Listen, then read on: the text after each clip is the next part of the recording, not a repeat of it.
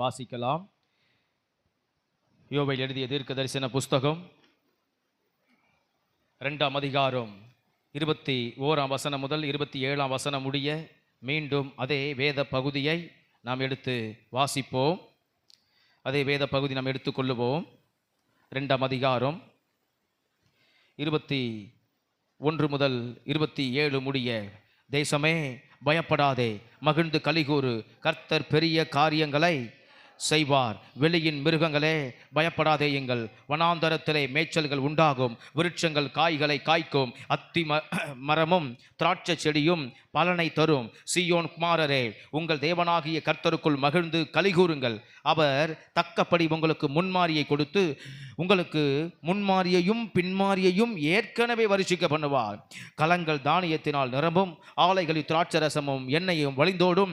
நான் உங்களிடத்தில் அனுப்பின என் பெரிய சேனையாகிய வெட்டுக்கிளிகளும் பச்சை கிளிகளும் முசுக்கட்டை பூச்சிகளும் பச்சை புழுக்களும் பட்சித்த வருஷங்களின் விளைவை உங்களுக்கு திரும்ப அளிப்பேன். நீங்கள் சம்பூரணமாய் சாப்பிட்டு திருப்தி அடைந்து உங்களை அதிசயமாய் நடத்தி வந்த உங்கள் தேவனாகிய கர்த்தருடைய நாமத்தை துதிப்பீர்கள்.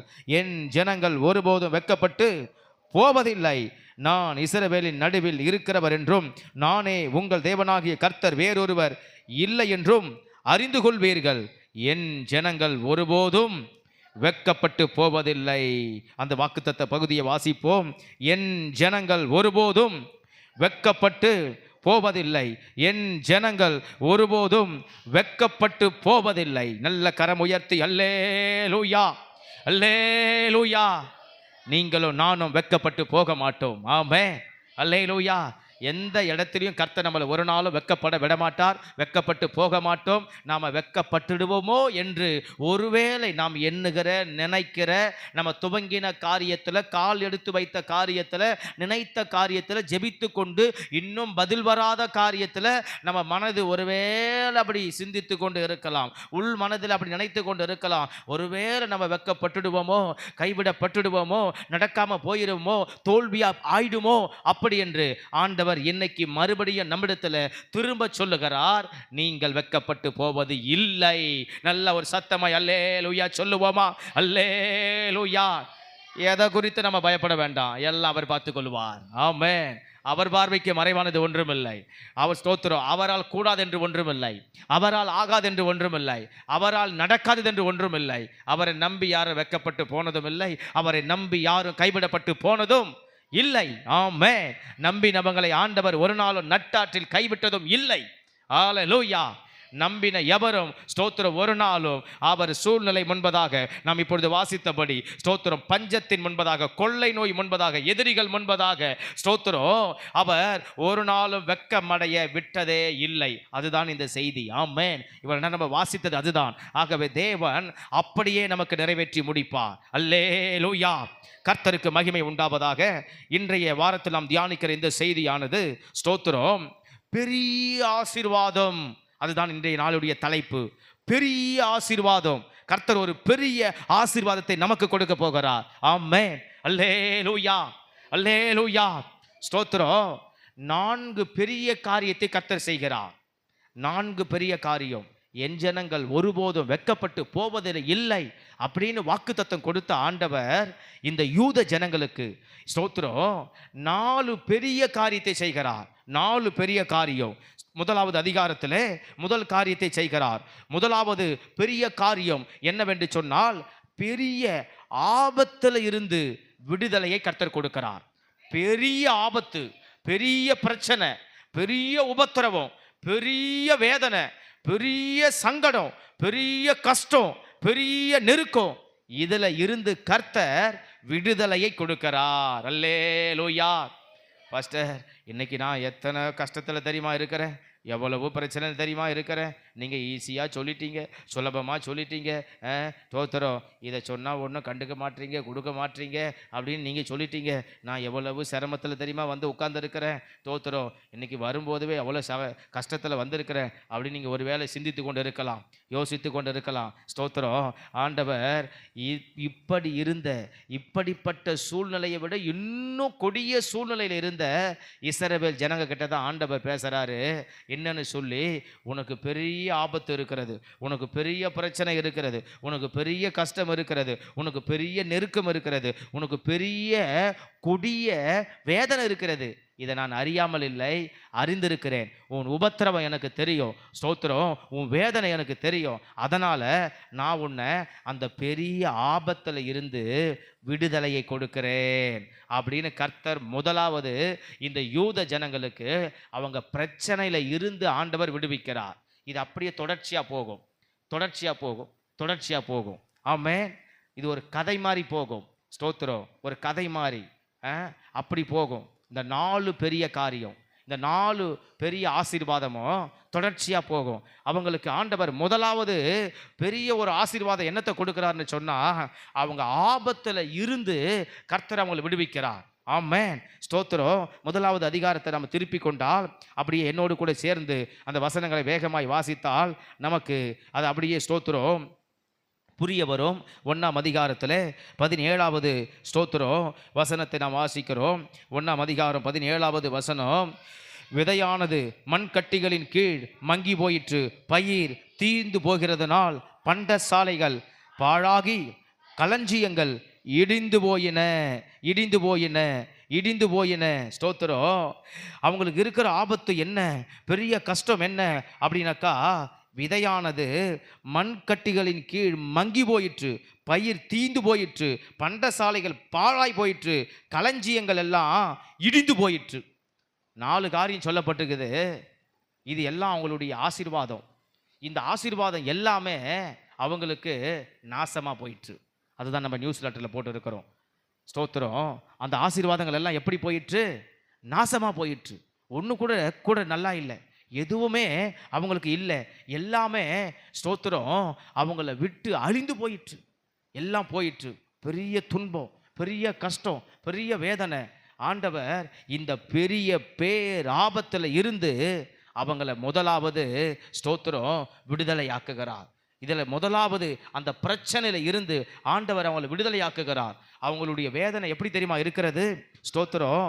சற்று 15வது ஸ்தோத்திர வசனத்தை நம்ம கவனிக்கும் போது, சற்று 15வது வசனத்தை ஸ்தோத்திரம் நம்ம கவனிக்கும் போது, அந்த நாளின் நிமித்தம் ஐயோ, அந்த நாளின் நிமித்தம் ஐயோ. நம்ம ஐயோன்னு எப்போ கத்துவோம், எப்போ சொல்லுவோம்? ஸ்தோத்திரம். ஒரு ஆபத்து வந்தால் தானே ஐயோன்னு சொல்லுவோம். ஐயோ அப்படின்னு நம்ம என்ன செய்வோம்? மாறு அடிச்சுக்கிட்டு, எங்களுக்கா இப்படி ஆயிடுச்சு, அவனுக்கா அப்படி ஆயிடுச்சு, இவங்களுக்கா இப்படி ஆயிடுச்சு, எனக்கா இந்த சோதனை வரணும். நம்ம என்ன செய்கிறோம்? ஒரு பயங்கரமான கஷ்டமான ஒரு செய்தியை கேட்கும்போது ஐயோ, ஒரு அடிபட்டுடுச்சு, ஐயோ. நம்ம எப்படி என்ன செய்கிறோம்? ஒரு ஆபத்து வந்தது, ஐயோ. இப்போ இவங்களுக்கு ஆபத்து வந்து விட்டது, அதனால அவங்க ஐயோன்னு சொல்றாங்க. அல்லேலூயா, ஆமே.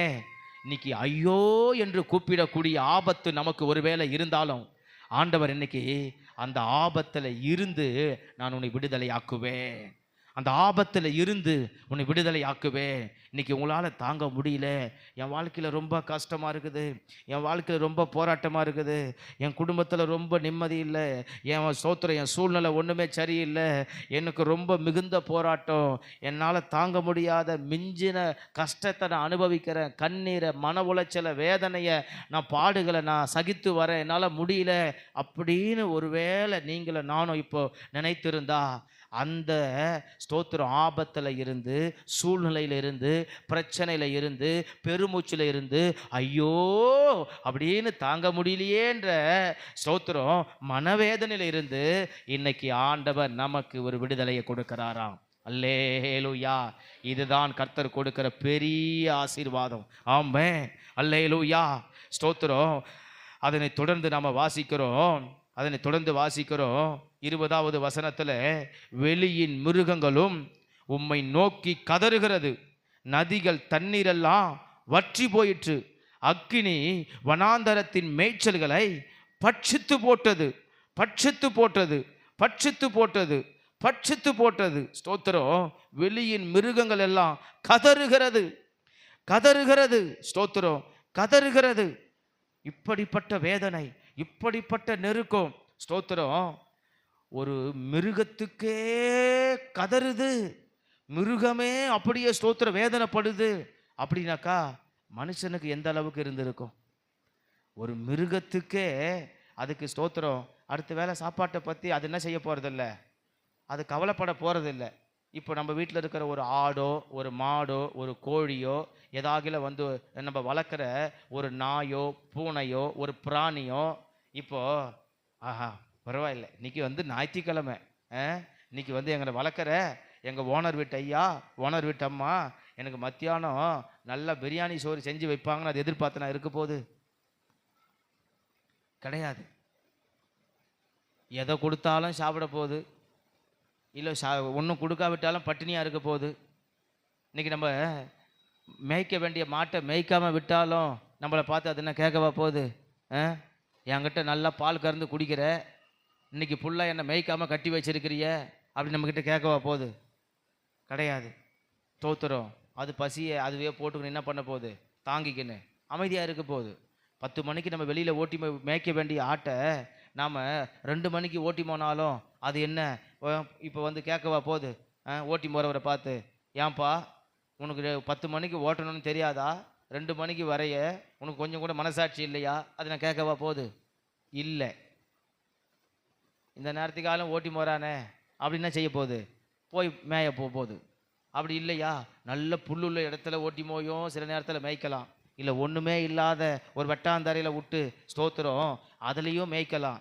எப்படி இடத்துல கூட்டி மேய்த்தாலும் அது என்ன செய்ய போகிறதில்ல, ஆடோ மாடோ ஒன்றும் என்ன செய்ய போகிறதில்ல, கேட்க போகிறதில்லை. ஆனால் ஸ்தோத்திரம் அதனால தான் அது வந்து வாயில்லாத ஜீவன் நம்ம சொல்கிறோம். அதனால தான் அது வாயில்லாத ஜீவன் சொல்கிறோம். திருப்பி கேட்கறதா தான் நம்ம சொல்லுவோமா? ஐயோ நம்ம என்ன சொல்லுவோம்? அதுக்கா அதுவா அப்படி நம்ம என்ன செய்வோம்? அவ்வளோதான், நடுங்கியே தீர்த்துடுவோம். அது எதுவுமே பேசாததுனால தான் நம்ம என்ன சொல்கிறோம்? தோத்துறோம், அது வாயில்லாத ஜீவன் அப்படின்னு சொல்கிறோம். ஆனால் அப்போ ஒன்றுமே கேட்காதது, எதுவுமே கேட்காதது, பசியாக போட்டாலும் கேட்காது, ஆகாரம் போட்டாலும் கேட்காது, தண்ணி காட்டினாலும் கேட்கல, தண்ணி காட்டாவிட்டாலும் கேட்கல, நீ ஓட்டி போய் மேய்த்தாலும் கேட்கல, இல்லை நீ ஓட்டி போய் மேய்க்காவிட்டாலும் கேட்கல, நீ எது பண்ணாலும் கேட்க மாட்டுது, எது பண்ணலனாலும் கேட்க மாட்டுது. ஸ்தோத்திரம். ஆனால் அப்படிப்பட்ட மிருகமே கதறுது. அப்போ அதுக்கே அந்த நிலைமை ஆகி போச்சு அப்படின்னாக்கா ஸ்தோத்திரம் மனுஷனுடைய கதி எப்படி இருந்திருக்கும் நம்ம கொஞ்சம் நினச்சி பார்க்கணும். அப்போ மனுஷனுடைய சூழ்நிலை எப்படி இருந்திருக்கும்? அதுவே கதறுது, தாங்க முடியல அப்படின்னு சொல்லிட்டு ஸ்தோத்திரம் அதுவே தாங்க முடியலன்னு வேதனைப்படுது. அதுவே வந்து ஸ்தோத்திரம் அப்படியே நெருக்கத்தை அனுபவிக்குது. அதுக்கே அவ்வளவு சங்கடம் இருக்குதுன்னா அந்த இடத்துல இருந்த வாழ்ந்த யூத ஜனங்களுக்கு எவ்வளவு சஞ்சடம் இருந்திருக்கும், எவ்வளவு சங்கடம் இருந்திருக்கும், எவ்வளவு நெருக்கம் இருந்திருக்கும். ஸ்தோத்திரம் எவ்வளவு அவங்களுக்கு ஆபத்து இருந்திருக்கும், எவ்வளவு பிரச்சனை இருந்திருக்கும். அந்த சூழ்நிலையில் இருந்த மக்களை ஆண்டவர் விடுதலையாக்கி, ஆமென் அல்லேலூயா, விடுதலையாக்கி அவங்களை கர்த்தர் ஆசீர்வதித்தாராம். இதுதான் பெரிய ஒரு ஆபத்தில் இருந்து ஆண்டவர் அவங்களை விடுதலையாக்குகிறார். அல்லேலூயா, ஸ்தோத்திரம். பெரிய ஆபத்து, பெரிய சூழ்நிலை. ஸ்தோத்திரம். இன்னைக்கு நீங்கள் என்ன சூழ்நிலையில் ஸ்தோத்திரம் எதிர்பார்த்து அமர்ந்திருக்கிறீங்களோ அதுதான் உங்களுக்கு பெரிய ஆபத்து. இன்னைக்கு நீங்கள் எதை சந்தித்து கொண்டு இருக்கிறீங்களோ இல்லை இனிமே நீங்கள் சந்திக்க போகிறீங்களோ அதுதான் உங்களுக்கு பெரிய ஆபத்து. அல்லேலூயா, பெரிய ஆபத்து, பெரிய சூழ்நிலை. ஸ்தோத்திரம். இதில் இருந்து கர்த்தர் அவர் கொடுக்கிற வார்த்தை என்ன? நான் உன்னை விடுதலையாக்குவேன், நான் உன்னை விடுதலையாக்குவேன், நான் உன்னை விடுதலையாக்குவேன். ஆமென் அல்லேலூயா. ஸ்தோத்திரம். நம்ம கஷ்டங்களை நினைத்தப்ப நமக்கு யாருக்குமே கவலை இல்லாத மாதிரி இருக்கிறோம். அல்லேலூயா. இருக்கட்டும் பாஸ்டர், எனக்கு ஆபத்து இருந்தா என்ன, எனக்கு பிரச்சனை இருந்தா என்ன, கர்த்தர் என்ன விடுதலை கொடுத்தா என்ன, விடுவிக்கா விட்டால் என்ன. ஸ்தோத்திரம். நீங்கள் மேலே பிரசங்கம் பண்ணுங்க போங்க அப்படின்ற மாதிரி நம்ம என்ன செஞ்சுட்டு இருக்கிறோம். அல்லேலூயா, ஆமென். ஸ்தோத்திரம். யூத ஜனங்களுடைய வாழ்க்கையில் இருந்த ஆபத்தை, ஐயோ அப்படின்ற சங்கடத்தை எல்லாம் போயிற்று, கதறுது அப்படின்ற சூழ்நிலையை எப்படி ஆண்டவர் ஸ்தோத்திரம் விடுவித்து அவங்களுக்கு ஒரு பெரிய ஆசீர்வாதத்தை கொடுத்தாரோ அந்த மாதிரி கர்த்தர் நமக்கு கொடுப்பார். ஆமென். ஸ்தோத்திரம். நான் தான் பலமுறை சொல்கிறேன், நீங்கள் விசுவாசித்தா, ஏற்றுக்கொண்டா, கவனித்தா அது பலிக்கும். இல்லாவிட்டால் ஸ்தோத்திரம் ஒன்றும் நடக்காது. அல்லேலூயா, ஸ்தோத்திரம். அடுத்த காரியத்துக்கு நான் கடந்து செல்கிறேன். இப்படி ஸ்தோத்திரம் விடுதலையை கொடுத்து, எதிலிருந்து விடுதலையை கொடுத்து கவனித்தவங்க சொல்லுங்க பார்க்கலாம். ஆபத்திலிருந்து விடுதலையை கொடுத்து, உபத்திரவத்திலிருந்து, பிரச்சனையிலிருந்து, நெருக்கத்திலிருந்து, கதறுதலிலிருந்து, அவங்களுடைய மன உளைச்சலிலிருந்து விடுதலையை கொடுத்து, இப்ப ரெண்டாவது காரியத்துக்கு ஆண்டவர் போகிறார். ரெண்டாவது ஆசீர்வாதத்தை கொடுக்க அவங்களுக்கு பெரிய மனம் திரும்புதலை கொடுத்து ஆசீர்வதிக்கிறார். அல்லேலூயா, பெரிய மனம் திரும்புதலை கொடுக்கிறார். ஸ்தோத்திரம். முதலாவது பெரிய ஸ்தோத்திரம் ஆபத்திலிருந்து விடுதலையை கொடுக்கிறார். அதனை தொடர்ந்து தொடர்ச்சியாக இப்ப ரெண்டாவது பகுதிக்கு வருகிறோம். அவங்களுக்கு ஒரு பெரிய மனம் திரும்புதலை கொடுக்கிறார். இந்த பெரிய ஆபத்து வந்துச்சே உனக்கு ஏன் தெரியுமா? இப்ப நம்ம கவனிச்சாதான் புரியும். இது வந்து தொடர் கதை. ஸ்தோத்திரம். பெரிய உனக்கு ஆபத்து வந்தது, பெரிய பிரச்சனை வந்தது, நான் உன்னை விடுவித்தேன் இல்லையா, உன்னை விடுவித்து ஆசீர்வதித்தேன் இல்லையா? ஏன் தெரியுமா அந்த நெருக்கம் வந்துச்சு? ஏன் தெரியுமா அந்த பிரச்சனை பாடு வந்தது? ஸ்தோத்திரம். நீ உன் இருதயத்தை எனக்கு கொடுக்காத போயிட்ட. ஸ்தோத்திரம். உன் இருதயத்தை எனக்கு முழுசா தராத போயிட்ட. அதனால வந்தது. பரவாயில்லை, நான் உன்னை அதில் இருந்து விடுவித்து உன்னை கொண்டு வந்துட்டேன். இப்போ ரெண்டாவது உனக்கு நான் மீண்டும் ஒரு ஆசீர்வாதத்தை கொடுக்குறேன். அது என்ன ஆசீர்வாதம்னா அதுவும் பெரிய ஆசீர்வாதம் தான். ஸ்தோத்திரம். பெரிய மனம் திரும்புதலை உனக்கு கொடுக்கிறேன். பெரிய மனம் திரும்புதலை கொடுக்கிறேன். சில நேரத்தில் ஸ்தோத்திரம் ஆண்டவர் அடிக்கடி நம்மளை பரிசோதிக்க வைத்துக்கிட்டே இருப்பார். அது ரொம்ப நல்லது. அல்லேலூயா. நம்மளை யாருன்னு அடிக்கடி நம்மளை திரும்பி பார்க்க வைக்கணும். அதுதான் ஆவிக்குரிய வாழ்க்கையில் பெரிய வெற்றியே, சக்சஸே. நான் யாரு, நான் எங்கே இருக்கிறேன், நான் என்ன பண்ணிக்கிட்டு இருக்கிறேன், நான் எப்படி நடக்கிறேன், நான் எப்படி வாழ்கிறேன், நான் எப்படி சிந்திக்கிறேன், நான் எப்படி பேசுகிறேன், என்ன பழக்க வழக்கத்தில் இருக்கிறேன், இது ரொம்ப முக்கியம். அல்லேலூயா. இன்னைக்கு திருச்சபைகள்லாம் ஸ்தோத்திரம் ஜனங்க ரொம்ப பயபக்தி இல்லாத போனதுக்கு காரணம் என்ன தெரியுமா? இதை சுட்டி காட்ட தவறினதுனால தான். ஆமே, இதை ஆண்டவரே தனது ஜனத்துக்கு, யூத ஜனத்துக்கு ஸ்தோத்திரம் கஷ்டத்தில் இருந்தாங்க, பரவாயில்லை, கஷ்டத்தில் இருந்து, ஆபத்தில் இருந்து, பிரச்சனையில் இருந்து, உபத்திரவத்தில் இருந்து விடுதலையாக்கி ஆசீர்வதித்து மறுபடியும் ஸ்தோத்திரம் அவங்களுக்கு ஒரு பெரிய மனம் திரும்புதலை கர்த்தர் கொடுக்கிறார். மனம் திரும்புதலை அதுதான் நம்ம நியூஸ் லெட்டரில் போட்டு இருக்கிறோம். ஸ்தோத்திரம். வேத மனிதர் வில்லியம் பிரேம் வேல் சொன்னது, ஸ்தோத்திரம், ஜெபமும் தற்பரிசோதனையும் குறைவதால் தான் விசுவாசிகள் ரட்சிப்பு நிலை நிற்க முடியவில்லை. அடிக்கடி நம்மளை பரிசோதனை செய்வது ரொம்ப நல்லது. ஒரு லாரியை பார்க்குறோம், ஒரு பஸ்ஸை பார்க்குறோம், ஸ்தோத்திரம், அங்கே எழுதி வைத்திருக்கோம் தினமும் எண்ணெய் கவனி. எந்த இடத்த எழுதியிருக்கோம்? வண்டியில் பேட்ரி இருக்கிற இடம், அந்த பேட்டரியாண்டே எழுதி வைத்திருக்கோம் தினமும் எண்ணெய் கவனி. ஸ்தோத்திரம். இல்லைனாக்கா வண்டி எங்கன்னா போய் நிறுத்திட்டு திருப்பி ஸ்டார்ட் பண்ண என்ன ஆகாது? ஸ்டார்ட் ஆகாது. ஸ்தோத்திரம். நின்று போயிடும். திருப்பி என்ன செய்ய முடியாது?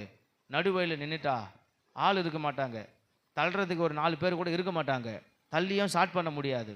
அதனால நீ என்ன செய்யணும்? தினமும் என்னை கவனிச்சுட்டு தான் நீ வண்டியை எடுக்கணும். ஸ்தோத்திரம். அதனால தான் எல்லா வண்டியிலும் எழுதியே வைத்திருப்பாங்க, தினமும் எண்ணெய் கவனி, தினமும் எண்ணெய் கவனி. ஸ்தோத்திரம். ஏன்னாக்கா அதை கவனிச்சா தான் அந்த வண்டியை சரியான விதத்தில் இயக்க முடியும். இல்லைன்னா என்ன பண்ண முடியாது? இயக்க முடியாது. அப்போது ஒரு வண்டியே ஓட்டுற டிரைவரை என்ன செய்யணும்? ஒரு ஓட்டுநரை அந்த வண்டியை எடுக்கிறதுக்கு முன்னாடி என்னதான் அர்ஜென்ட்டு அவசரமாக இருந்தாலுமே கூட அதை கவனிச்சுட்டு தான் என்ன செய்யணும்? வண்டியை எடுக்கணும். ஸ்தோத்திரம். வண்டியை எடுக்கணும், வண்டியை எடுக்கணும். இப்போ வர ரொம்ப அட்வான்ஸான வண்டிங்கள்லாம் அவர் உட்கார இடத்துலையே அந்த ஸ்க்ரீன்லேயே வந்துடுது, எது கரெக்டாகுது, எது கரெக்டாக இல்லை, எதில் என்ன அளவு இருக்குது, என்ன அளவு இல்லைன்றதை என்ன செய்ய முடியும்? அங்கே உட்காந்து சாவி ஆன் பண்ண உடனே பார்த்துக்க முடியும், தெரிஞ்சிடும். ஸ்தோத்திரம். அது அளவை காட்டிடும். ஸ்தோத்திரம். ஏன்னாக்கா அப்போ தான் அந்த வண்டி என்ன செய்ய முடியும்? சரியான விதத்தில் எடுத்து அதை இயக்கி போய் சேர வேண்டிய இடத்துல போய் என்ன பண்ண முடியும்? சேர முடியும். அப்போ கவனிக்காத விட்டுட்டா, அதை பரிசோதிக்காத விட்டுட்டா வண்டி எடுத்துட்டு என்ன செய்ய முடியாது? போய் சேர வேண்டிய இடத்துல கண்டிப்பாக சேர முடியாது, கண்டிப்பாக சேர முடியாது. அதுக்கு தான் இப்போ ஆண்டவர் அதே மாதிரி நமக்கு ஒரு காரியத்தை சொல்கிறாரு. அடிக்கடி உன்னை பரிசோதிக்கிட்டே இரு, பரிசோதித்துக்கிட்டே இரு, உன்னை பரிசோதித்து பார்த்து கொண்டே இரு, பரிசோதித்துக்கிட்டே இரு, பரிசோதித்துட்டே இரு. இப்போ நான் இன்றைக்கி கூட சொல்லும்போது சொன்னேன், ஸ்தோத்திரம். இப்போ நியூஸ் லெட்டர் வாசிக்கும்போது நிறைய காரியங்களுக்கு நம்ம வாயின் வார்த்தைகளில் நம்ம ஒரு கண்ட்ரோலை வச்சிட்டாலே பாதி பிரச்சனைக்கு முடிவு வந்துடும். அதே நேரத்தில் நாமளும் ஸ்தோத்திரம் என்ன செய்ய முடியாது, தவறியும் போக முடியாது, மற்றவங்களையும் தவறுவதற்கு இடறுவதற்கு நாம் ஒரு காரணமாக ஆக முடியாது. அப்போ என்ன செய்யணும்னாக்கா, நம்ம சில காரியங்களை அப்படி என்ன பண்ணணும், கொஞ்சம் கவனித்து கொள்ளணும், கொஞ்சம் பிடித்து கொள்ளணும், கொஞ்சம் எடுத்து கொள்ளணும். அது நமக்கு ரொம்ப ஆசீர்வாதமாக மாறும். அல்லேலூயா, ஆமென். இப்போ ரெண்டாவது அவங்களுக்கு ஆண்டவர் தொடர்ச்சி பெரிய மனம் திரும்புதலை கொடுக்கிறார். இந்த 2ஆம் அதிகாரத்தை எடுத்துக்கொள்ளுவோம். இந்த 2ஆம் அதிகாரத்தில் 11ஆம் வசனம் முதல் ஸ்தோத்திரம் 16ஆம் வசனம் வரைக்கும், 11ஆம் வசனம் முதல் ஸ்தோத்திரம் 16ஆம் வசனம் வரைக்கும் வாசிக்கிறோம். கர்த்தர் தமது சேனைக்கு முன் சத்தமிடுவார், அவருடைய பாலம் மகா பெரியது, அவருடைய வார்த்தையின்படி செய்கிற வல்லமை உள்ளது. கர்த்தருடைய நாள் பெரிதோ மகா பயங்கரமாய் இருக்கும், அதை சகிக்கிறவன் யார்? ஆதலால் நீங்கள் இப்பொழுதே உபவாசத்தோடும் அழுகையோடும் புலம்பலோடும் உங்கள் முழு இருதயத்தோடும் என்னிடத்தில் திரும்புங்கள் என்று கர்த்தர் சொல்லுகிறார். ஸ்தோத்திரம். மனம் திரும்புதல் ஆண்டவர் கேட்கிறார். ஸ்தோத்திரம். என்கிட்ட மறுபடியும் வாங்க, என்கிட்ட எப்படி தெரியுமா வரணும்? ஸ்தோத்திரம். என்னுடைய மகா பெரிய நாள், கர்த்தருடைய நாள், பயங்கரமான நாள் வருவதற்கு முன்னே நீங்கள் என்ன தெரியுமா செய்யணும்? இப்பொழுதே உபவாசத்தோடு அழுகையோடு புலம்பலோடு உங்கள் முழு இதயத்தோடு என்னிடத்தில் திரும்பி வாருங்கள். 13ஆம் வசனத்தில் இன்னும் பயங்கரமாக இருக்கும். நீங்கள் உங்கள் வஸ்திரங்களை அல்ல, உங்கள் இருதயங்களை கிழித்து உங்கள் தேவனாகிய கர்த்தரிடத்தில் திரும்புங்கள். உங்கள் வஸ்திரங்களை அல்ல, இருதயங்களை கிழித்து. ஆமென். எத்தனை பேருக்கு புரியுது அந்த வார்த்தை? அல்லேலூயா. மனம் திரும்புதல்னா இதுதான் மனம் திரும்புதல். சாதாரண மனம் திரும்புதல் அல்ல. அழுக, உபவாசம், முழு இதயம், ஸ்தோத்திரம், புலம்பல், ஸ்தோத்திரம், இருதயத்தை கிழித்து மனம் திரும்புதல். ஆமென். ஸ்தோத்திரம். இப்படி ஒரு மனம் திரும்புதல், இதுக்கு பேர் தான் பெரிய மனம் திரும்புதல். அல்லேலூயா. கொடிய ஆபத்து, கொடிய பிரச்சனை, பெரிய விடுதலையை கர்த்தர் கொடுக்கிறாரு. அல்லேலூயா. அப்போ ரெண்டாவது கர்த்தர் என்னத்தை கொடுக்கிறாருனாக்கா, பெரிய மனம் திரும்புதல். ஆமென். இன்னைக்கு மனதார நம்ம ஆண்டவரிடத்துல நம்ம எல்லாருமே சொல்லுகிற நானானாலும் கேட்கிற நீங்களானாலும் எல்லாருமே பெரிய மனம் திரும்புதலை கொடுக்க வேண்டும். ஆமென். அல்லேலூயா. அது ஆண்டவருக்கு ரொம்ப பிரியம், ஆண்டவருக்கு ரொம்ப இஷ்டம். ஸ்தோத்திரம். ஒரு காரியத்தை விட்டு நம்ம மனம் திரும்புகிறோன்னு சொன்னால், ஒரு காரியத்தை விட்டுட்டு ஸ்தோத்திரம் ஆண்டவரே அது வேண்டாம்ப்பா அப்படின்னு நம்ம விட்டு நம்ம எடுத்து நம்மளே ஸ்தோத்திரம் அதை புறக்கணித்து நம்ம ஆண்டவர் கையில் ஒப்பரவாகிறோன்னா ஆண்டவர் ரொம்ப சந்தோஷப்படுவார். ஆமென். அல்லேலூயா. ஏன்னா ஒரு விஷயத்தில் மனம் திரும்புதல் வர வர அவர் மட்டும் இல்லை, பரலோக ராஜ்யமே சந்தோஷப்படுமா. அல்லேலூயா. பரலோகம் எப்போ நம்மளை பார்த்து சந்தோஷப்படுது, புகழுது, அப்படியே ஆரவாரிக்குது, நல்லா கலிகூறுது, ஸ்தோத்திரம், நல்லா மகிழ்ச்சியாக இருக்குது. ஆண்டவர் சிங்காசனத்தில் உட்கார்ந்து நல்லா அவர் ஸ்தோத்திரம் மகிழ்ச்சியோடு சிரித்த முகத்தோடு புன்னகையோடு அவர் ஸ்தோத்திரம் ரொம்ப சந்தோஷமாக இருக்கிற ஒரு நேரம் எதுன்னு சொன்னால், நாம் எந்தெந்த காரியத்தில் விட்டு மனம் திரும்புகிறோமோ அந்த மனம் திரும்புகிற நேரங்கள் எல்லாம் அங்கே பரலோகமும் பரலோக தேவனும் சந்தோஷப்பட்டு கொண்டே இருக்கிறார். அல்லேலூயா. ஆமென். ஸ்தோத்திரம். அப்போ இருதயத்தை கிழித்து தொடர்ந்து வாசிக்கிறோம். உங்கள் தேவனாகிய கர்த்தரிடத்தில் திரும்புங்கள், அவர் இரக்கமும் மன உருக்கமும் நீடிய சாந்தமும் மிகுந்த கிருபையும் உள்ளவர், அவர் தீங்குக்கு மனஸ்தாபப்படுகிறவருமாய் இருக்கிறார். அவர் தீங்குக்கு மனஸ்தாபப்படுகிறவருமாய் இருக்கிறார். அல்லேலூயா. ஸ்தோத்திரம். சீயோனிலே எக்காலம் ஊதுங்கள், பரிசுத்த உபவாச நாளை நியமியுங்கள், விசேஷித்த ஆசரிப்பை கூறுங்கள், ஜனத்தை கூட்டுங்கள், சபையை பரிசுத்தப்படுத்துங்கள், முதியோரை சேருங்கள், பிள்ளைகளையும் பாலுண்ணுகிற குழந்தைகளையும் கூட்டுங்கள். மணவாளன் தன் அறையையும் மணவாட்டி தன் மறைவையும் விட்டு புறப்படுவார்களாக. அல்லேலூயா. ஸ்தோத்திரம். ஆண்டவர் சின்ன பிள்ளைகளை கூட விடலை, வயசாகி போச்சு முதியவங்களை கூட விடலை. மணவாளன் அறியாத வயசுங்க பரவாயில்லை, மணவாட்டி பரவாயில்லை, மறைவானவங்க பரவாயில்லை, எல்லாரையும் கூட்டி எல்லாரையும் பரிசுத்தம் அடைய சொல்லுங்க. பரிசுத்தம் அடையணும், பரிசுத்தமாகுங்க. ஆமே. உபவாசத்தை ஏற்படுத்துங்க, பரிசுத்தமா இருங்க, பரிசுத்தத்தை உணருங்க. அல்லேலூயா. இன்னைக்கு மனம் திரும்புதலை கர்த்தர் விரும்புகிறார், மனம் திரும்புதலை கர்த்தர் எதிர்பார்க்கிறார். இன்னைக்கு நம்ம ஸ்தோத்திரம் ஆண்டவர் பக்கம் முழுமையாய் திரும்ப வேண்டும் என்று சொல்லி ஆண்டவர் விரும்புகிறார். ஸ்தோத்திரம். இன்னைக்கு மனம் திரும்புதல் பெருக பெருக பெருக பெருக, மனம் திரும்புதல் பெருக பெருக. நமக்காக நம்ம ஸ்தோத்திரம் விடுவது அல்ல, நம் தேவனுக்காக விட வேண்டும். அல்லேலூயா. நம்ம ஸ்தோத்திரம் ரட்சிக்கப்பட்டோம் என்கிற ரட்சிப்புக்காக விட வேண்டும் சில காரியத்தை. கர்த்தர் நம்ம மேல் அபிஷேகத்தை கொடுத்திருக்கிறார், கர்த்தருடைய ஆவியானவர் என் மேல் இருக்கிறார், அதுக்காக நான் சில காரியத்தை விட வேண்டும். என்ன கர்த்தர் ஸ்தோத்திரம் ஒரு அந்நியனுக்கு புறஜாதியனுக்கு சாட்சியா வைத்திருக்கிறார், அது நிமித்தம் நான் சில காரியத்தை விட வேண்டும். ஆமே.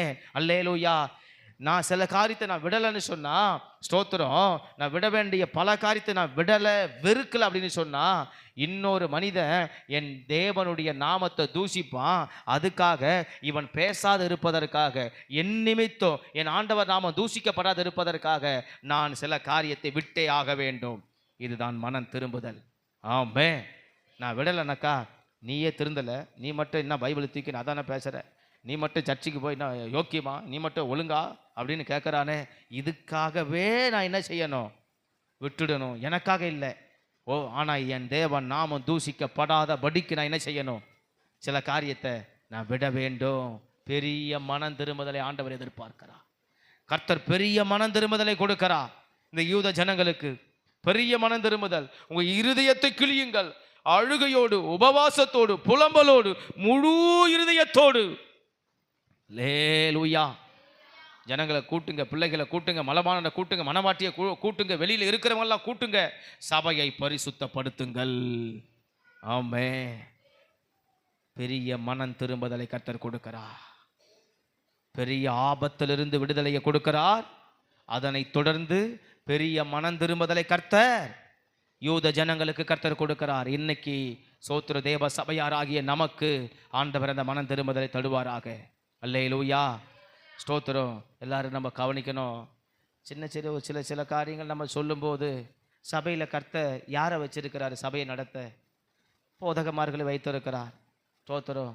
போதகமார்கள் தான் சிலதை சொல்லுவார்கள், நீங்கள் எல்லாரும் கவனித்து கொள்ளணும். சில நேரங்களில் நீங்கள் என்ன நினைக்கிறீர்கள்? சில காரியத்தை நம்ம சொல்லும்போதுவே வேதனை அடைகிறீர்கள். ஸ்தோத்திரம்.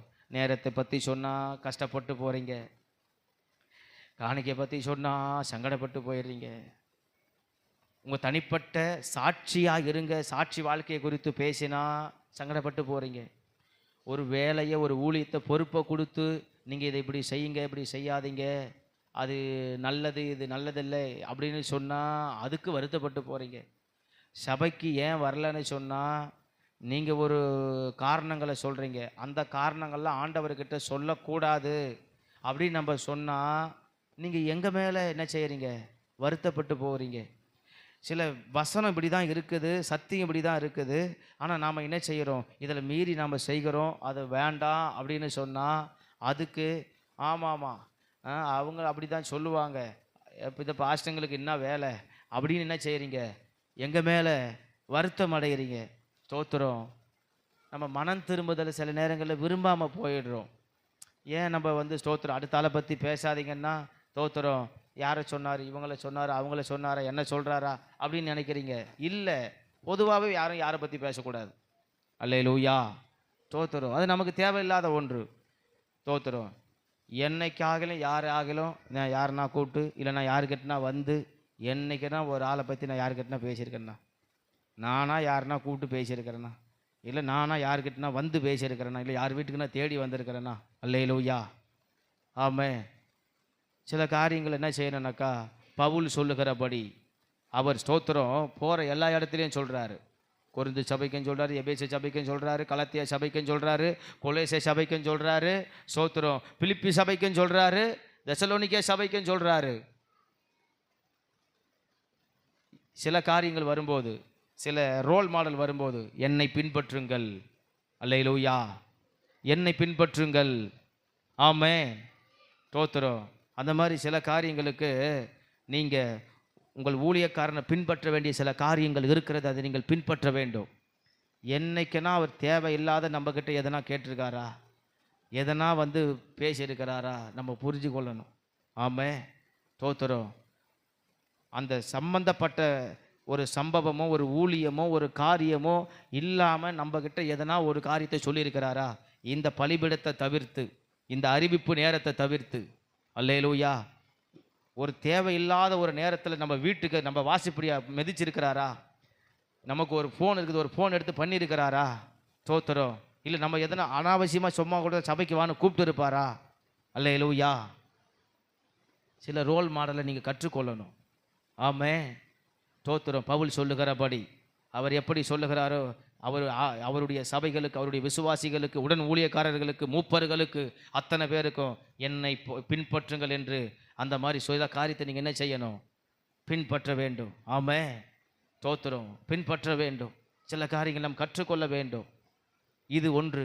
ரெண்டாவது, எவ்வளவு சூழ்நிலை, என்னுடைய தனிப்பட்ட கஷ்டம் வந்தாலும், தனிப்பட்ட நெருக்கடி வந்தாலும், பொருளாதாரத்துக்கோ ஆகாரத்துக்கோ பிள்ளைகளுக்கோ வியாதிக்கோ எது வந்தாலும், இதை வரைக்கும் உங்களிடத்தில் எதையாக ஒன்றை சொல்லியிருக்கிறேனா, சபைக்கு வேணும், அது சபைக்குரியது, அது எனக்குரியது அல்ல, நான் கேட்க தான் செய்வேன். இது ஸ்தோத்திரம், இது இப்போ சபைக்குரியது, நான் எங்கே தான் சொல்லி ஆகணும், ஒரு மேய்ப்பன் சபைக்கிட்ட தான் சொல்லி ஆகணும், இது வேறு எங்கே போய் சொல்ல முடியும். ஆமே, ஸ்தோத்திரம். இது இங்கே தான் சொல்லி ஆகணும். உட்கார ஒரு சேர் இல்லை, நான் சபையில் தான் சொல்லி ஆகணும். ஒரு பாய் பிஞ்சு போச்சு, சபையில் தான் சொல்லி ஆகணும். ஒரு சபைக்கு ஒரு தேவை, சபையில் தான் சொல்லி ஆகணும். அல்லேலூயா. இதனை தவிர்த்து ஸ்தோத்திரம், என்னுடைய தனிப்பட்ட ஒரு காரியத்தை இந்த இடத்துல இருந்து என்னைக்காகிலும் நீங்கள் பேசி பார்த்துருக்கிறீங்களா?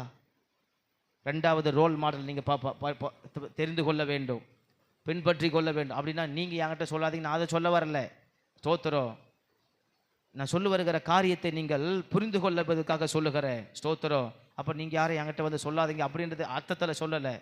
நம்மளுடைய சூழ்நிலைகளை, காரியங்களை நாம் ஸ்தோத்திரம் எப்படி நாம் வந்து ஸ்தோத்திரம் அதை சரியாய் நடந்து போவதற்கு, நடத்தி கொண்டு போவதற்கு நம்மளுடைய முன்மாதிரியை நாம் எப்படி பின்பற்றி கொள்ள வேண்டும், பின்பற்றி கொள்ள வேண்டும் அப்படி என்பதற்காக சொல்லுகிறேன். ஸ்தோத்திரம்.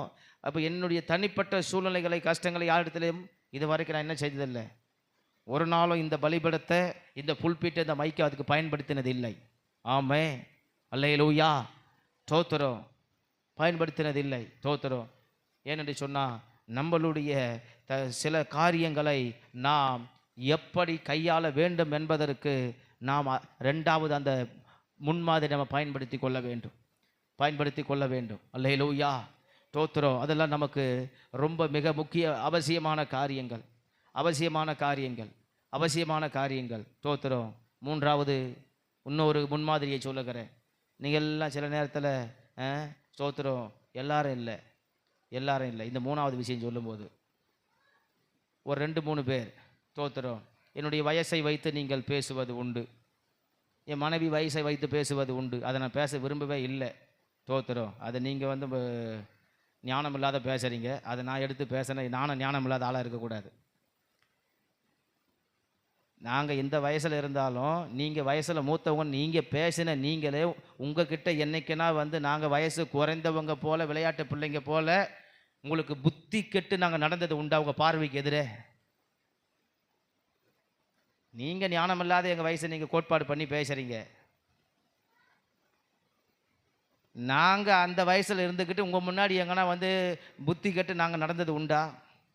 இது எல்லாருக்கும் சொல்லலை, அதை குறிப்பிட்டு பேசின ஆளுக்கு சொல்கிறேன். இதுக்கப்புறம் இந்த வயசை பற்றிலாம் பேசாதீங்க. அல்லேலூயா. அமெரிக்காவில் நான் ஏற்கனவே சொல்லிக்கிறேன் பார், 3 வயசு பொண்ணு, 7 வயசு பையன், 1000 பேர் சபைக்கு பாஸ்டர். அல்லேலூயா. ராஜாக்கள் புஸ்தகத்தை வாசிக்கிறீங்க. மனாசா ராஜாவாகும்போது எத்தனை வயசு? யாருன்னா தெரியும் சொல்லுங்க பார்க்கலாம். மனாசே ராஜாவாகும்போது எத்தனை வயசு? உங்களுக்கு எத்தனை முறை சொன்னாலும் உங்களுக்கு தெரியாது. 8 வயசு. நாட்டுக்கே ராஜா. அல்லேலூயா. பழைய ஏற்பாட்டு காலத்தில் ராஜா தான் கர்த்தர் அபிஷேகம் பண்ணி வைத்திருந்தார். அபிஷேகம் பண்ணப்பட்ட ஒரு ஸ்தோத்திர கேரக்டர், ஒரு ரோல். ஜனங்களை நியாயம் தீர்க்க கர்த்தர் ஏற்படுத்தியது. நியாயாதிபதிகள் காலம் முடிந்து ராஜாக்கள் காலத்தில். அப்போ ஆண்டவர் தெரிந்து கொண்ட ஸ்தோத்திரம், நாட்டுக்கே தெரிந்து கொண்ட அபிஷேகத்தை வைத்த ராஜா எத்தனை வயசு உள்ளவர்? 8 வயசு. அதுக்கடுத்து இன்னொரு ராஜா, அவருக்கு 12 வயசு. அவர் பேர் என்ன? எல்லாத்தையும் என் முகத்தை பார்க்கக்கூடாது, பைபிளை படிக்கணும். ஆமே, தோத்திரம். அவருக்கு 12 வயசு. நீங்கள் அப்படி கோட்பாடு பண்ணாலும், மூன்றாவது எங்கள் வயது வரம்பின்படி நீங்கள் பெரிய 100-150 வயசாக இருக்கலாம். உங்கள் முன்னாடி நாங்கள் விளையாட்டு பிள்ளைங்க மாதிரி என்னைக்கு நடந்தது உண்டா? சொல்ல முடியுமா? கர்த்தர் அழைக்கும் போது தான் வர முடியும். இன்றைக்கி இவனை அழைத்தார்னாக்கா, இவன் நான் எப்படி தெரியுமா பார்க்கணும்? அபிஷேக கர்த்தருடைய ஊழியக்காரனாக தான் நான் பார்க்கணும். அல்லேலூயா. இப்போ அறிவிப்பு சொல்லும் போது என்ன சொன்னேன் என்று கவனித்தீர்களா? இதை எடுத்து, இதை கவனித்து, இதை சேமித்து, இதை ஞானமாய் கையாண்டு வைத்துக் கொள்ளுங்கன்னு சொன்னேன். ஏன் சொன்னேன்? திடீர்னு உங்களை ஊழியத்துக்கு அழைக்கலாம்.